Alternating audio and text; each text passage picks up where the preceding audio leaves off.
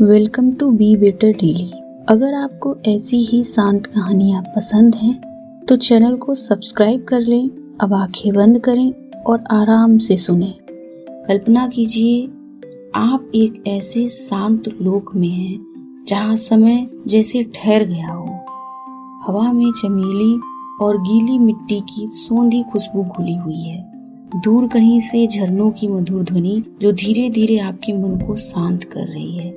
धरती मखमल जैसी नरम है और आसमान में चांद इतना शीतल है कि उसकी चांदनी आपको एक रेशमी चादर की तरह ढक रही है। इसी सुकून भरे वातावरण में एक कहानी शुरू होती है। कुछ समय पहले एक शांत प्रदेश के बीच में एक दिव्य स्वर्ण सरोवर हुआ करता था।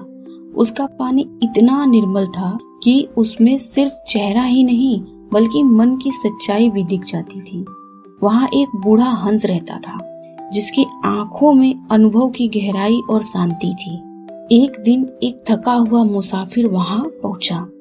वह सालों से धन और प्रसिद्धि के पीछे भाग रहा था, लेकिन आज उसके चेहरे पर थकान, निराशा और खालीपन था। वह सरोवर के किनारे बैठ गया और धीरे धीरे उसकी आंखों से आंसू बहने लगे।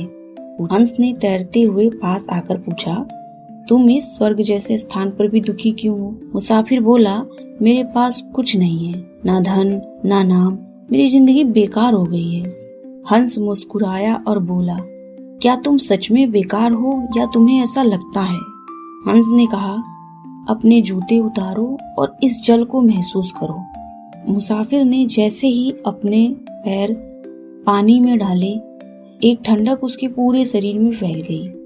उसने पहली बार महसूस किया कि यह सब कितना सुंदर है। उसका मन थोड़ा हल्का होने लगा। हंस बोला, अब इस पानी में देखो। मुसाफिर ने देखा, नीला आसमान, चमकते सितारे, शांत पहाड़ और खुद का चेहरा।